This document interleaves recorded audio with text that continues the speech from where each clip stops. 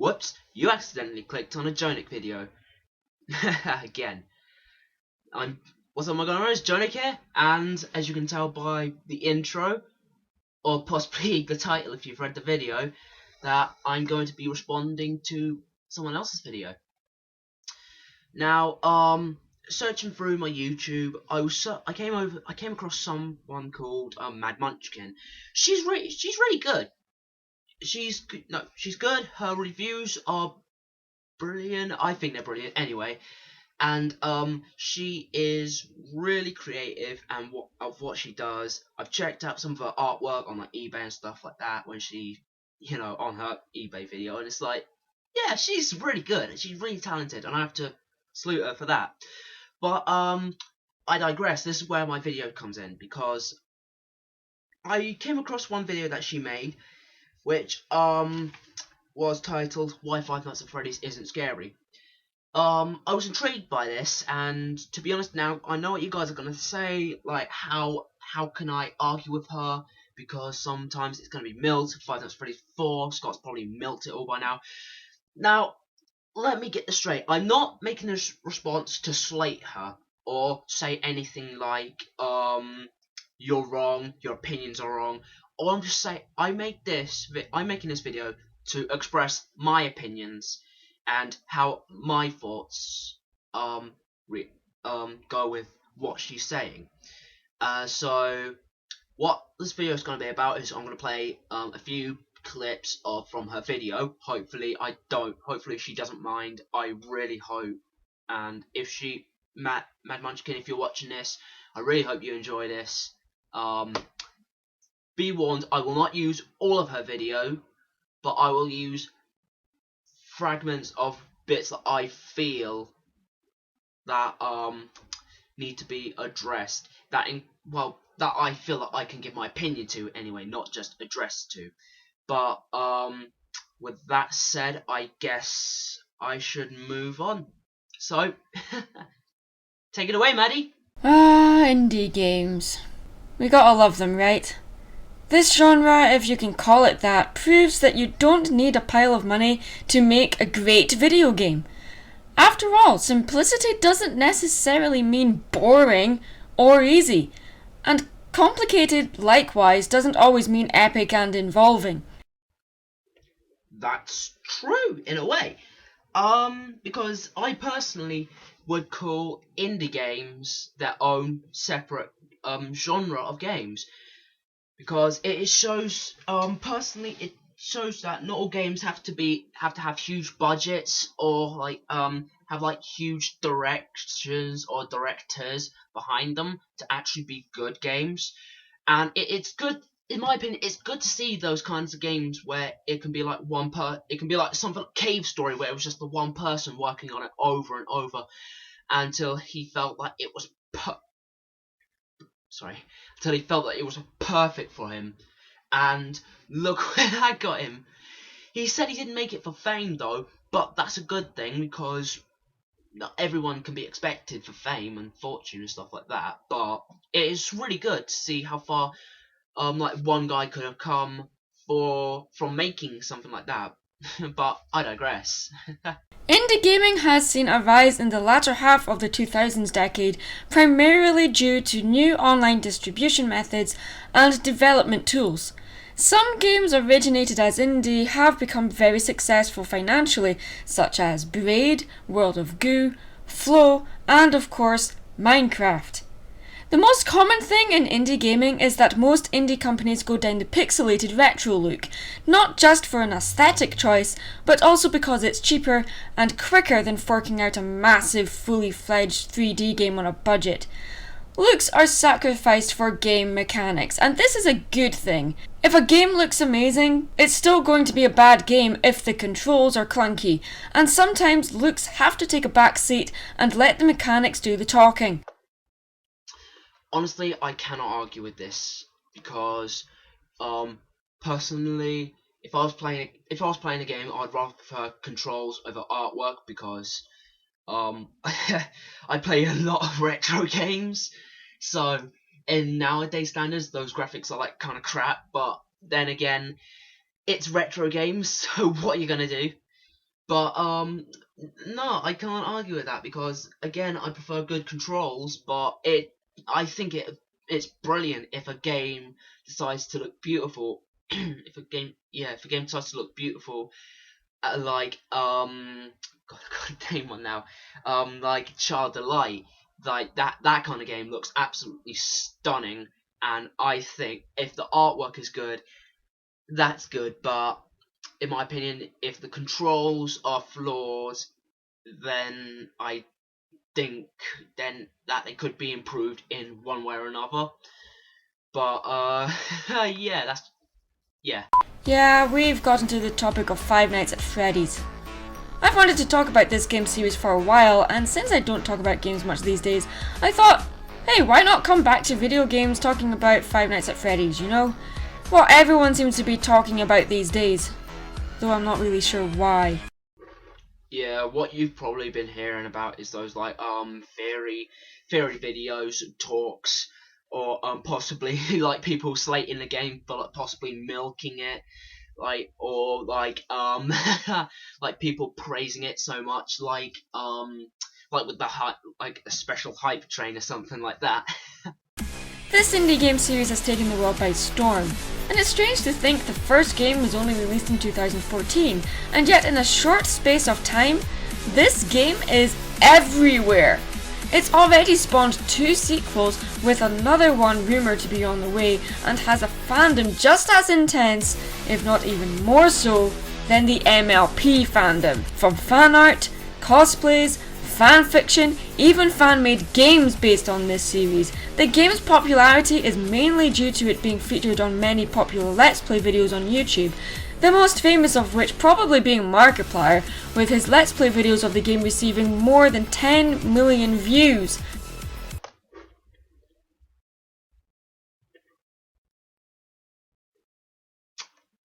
No comment.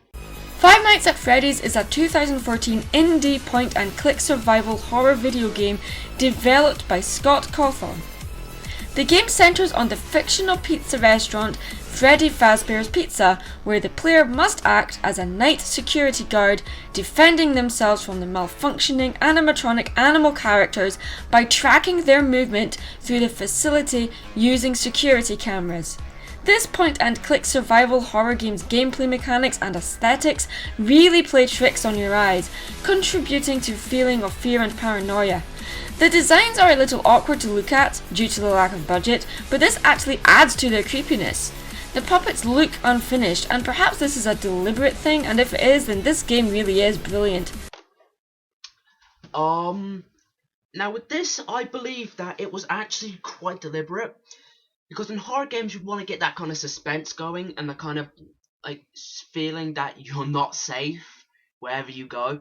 And with this, it makes me feel. Whenever I play this, it makes me feel like I'm not safe. Even if like in Five Nights 2, they give you the mask to say that anything that walks in wanders back out. Even when playing that, and no, I'm not making a video of it, by the way, if you guys are asking. Even when playing that and wearing the mask, I don't feel safe. I actually don't feel safe wearing it because I know Foxy can get me. I know the marionette can get me. But apart from that, I still don't feel safe. Other than that, I also feel like it gives that feeling that you are. Well, not you. It also gives the feeling that the place is falling apart around you, and that it's not running as well as it did in the past, which, in my opinion, is a good touch for a horror franchise. But yeah, I think it's really good. The game was praised by critics for being a unique take on the survival horror game with a particular emphasis on its simplistic design. However, regardless of how popular this game is, I have to say, I don't find it scary. To be honest, I don't blame her. I certainly don't blame her for not thinking that Five Nights at Freddy's isn't scary. And before, I know you guys are gonna comment and of course it's scary. You're a wuss. How come you screamed at it? Yes, But if you listen to her reason why she's not scared of it, I'll give you a reason why I do not think that it would be scary in a way. Let me explain. When I say that a game isn't scary, that doesn't mean I'm saying it's a bad game. It's not. Five Nights at Freddy's is a good game series. I'm also not saying that I don't like the game. I do. I love the story, the feeling of dread, the not knowing the full story right away, being able to put the pieces together as you play an otherwise very simplistic looking game. But hey, just because you like something doesn't mean you should be blind to its flaws. Is it a good horror game? No. But then that of course depends on what you find scary. I personally do not find animatronics scary. That's mainly because I used to work for a workshop and a museum that restored antique clockwork puppets while at art school. Now those are scary. As you stated, in that clip I just played, she was pretty much trained around animatronics, and yet and because she doesn't have something like automophobia, and yet she's used to being around those things, that she doesn't find it scary. And it's also because in Scotland and UK there isn't any places like Chuck E. Cheese, so we don't understand on anything about the animatronic pizzeria kind of things. Now, why personally I think it's not scary is because not because of the animatronic, not because I'm just going with her idea and saying like it's not scary because it's not scary. I think the animatronics are creepy, but they're not scary. Personally, just the pizzeria and animatronics trying coming to kill you, if that was it, I would not find it scary at all. To me, it would not be a horror game. The thing that scares me is that if you read the backstory, that is that it's that the animatronics are haunted by spirits of children. Now, since I'm quite a spiritual person, not like the kind of God, Holy Spirit thing. I'm talking about, I believe in spirits, demons, and stuff like that. And having that thought in my mind, that I know that knowing that spirits, vengeful spirits like that, are coming after me to stuff me in a suit. To me, that is quite terrifying because, as I stated before, I'm quite a spiritual person, and yet, that would make it a hell of a lot scary for me in that kind of personal view. So, yeah. Here in the UK, we don't have a lot of these children-styled restaurants with animatronic animal character bands. They're more a part of American culture really, and I personally don't have much experience with places like that. With that, I state again, I guess it's kind of a good thing that the UK and Scotland or Ireland has anything like a Chuck E. Cheese there. Well, from my knowledge, we don't anyway, but The concept of the game to me is brilliant. As you go through the cameras, you're looking at a still image, flicking from camera to camera, and suddenly see a still image of one of the puppets. But suddenly you see one of them running toward the security room where you are, and you don't see them coming until it's too late. It's suspenseful and really fun to play, especially if someone is watching you play it. After a while though, you start seeing the pattern, know when the scares are coming, know you've been too slow, and just yawn at the camera while Freddy throws himself in front of your face, screaming that horrible noise that bursts your eardrums. Yeah, the replay value of Five Nights at Freddy's is not that high. Once you've completed the game, there's not much point in going back for more. with that, I agree as well. Because I think it's true because, well, no, it is true, sorry, let me correct myself, it is true, because, yeah, it seemed, I've played it once, I've finished, 1 and 2, and I've finished 3-ish. When I say ish, I mean I've just got the bad ending, because I can't be able to get the good one. Anyway, But I think it's supposed to be one of those horror games that you play through once, and yeah, you just look at it and go, I've beaten it. I don't want to go back to it again, unless it's like one of those, unless like you're playing it with friends or family with something like that. Then of course you'd go back to it. But other than that, it is that is what I think anyway. So is Five Nights at Freddy's scary? Well, at times, yes, but jump scares are cheap. There are far too many in the games, and it's a short game too, which is probably the game's biggest weakness. But its strength is the characters and the plot of the game, and to me, this game is not necessarily scary and it's not a good horror game, but it is a good game in general, and I do enjoy playing it. I'd understand why you'd not like it, because like the game's short. But hear me out on this when I say this. I think that is better because it is short. Because I think that any longer and the scares would have worn off. Like, you know, when you play like when you play Five Nights at Freddy's for the first time and the scares are everywhere. They're new. They get you instantly because they're jump scares and they're cheap and everything like that. But if I had to say anything, I'm glad it's short, because any longer and those scares would have gone off quicker than they would have if you kept playing the game over and over and over just to get it and get past it. And to be honest, it'd get too repetitive, and personally it would get too repetitive, and no one would want to play it after like like the 7th or 8th night if you end up doing it like that. The story, in my opinion, story is great. I love stories in games. Especially stuff like where did I put it? Stories like, where is it? Here it is. Stories like Crash Bandicoot here. Stories like that. I love these kinds of stories, and I think that they're great. But what I think Five Nights at Freddy's does better with its story is that it tells its story.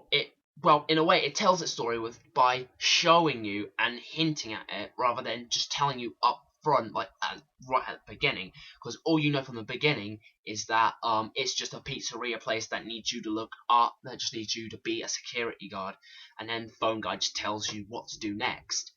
But then as you go on, it teaches you parts of the story that you did not know of and were not let alone told about during the game. And the characters are good. The characters are good, in my opinion, because characters are good, and the atmosphere is good. The atmosphere is good too. It's certainly a good one for certainly a good atmosphere for a horror game. But in my opinion, it can be improved. That is my opinion. Have I got anything to address yet? No, I think that's it actually. So personally, now I want to know what you guys. Think. Put in the comment box about what you think. Do you think it's scary because of the animatronics? If so, why? No, sorry, not because of. Sorry. Do you think it's sorry? Let me start again. Do you think it's a good game? Do you think it's a bad game? If so, if so, then why? I'm actually quite interested to find out your different opinions. Once again, and I'd like to recommend Mad Munchkin. As I said before, her reviews, her videos, and everything she does is pretty amazing, and I would recommend that you go search her. And if I remember to do it, check out the link below. If I remember to do it, check out the link below. Take you straight to her channel. Don't like, comment, subscribe to her videos. She is good. I think she's great. Maddie, if you're watching this, then keep doing what you're doing. Keep doing what you're doing. You're brilliant. I think you're amazing. And with that, I guess that's the end of my video at the moment. And would you believe it? It's my first scripted one and all. Oh wow, I've gone a long way for this part. That's it. That's all I have to say at the moment. Anyway, I guess this is the end. Remember, don't forget to like, comment, subscribe. Do the same to her channel. It'll really help us out. And that's it. This is Jonik signing off with a bang bang. Pah!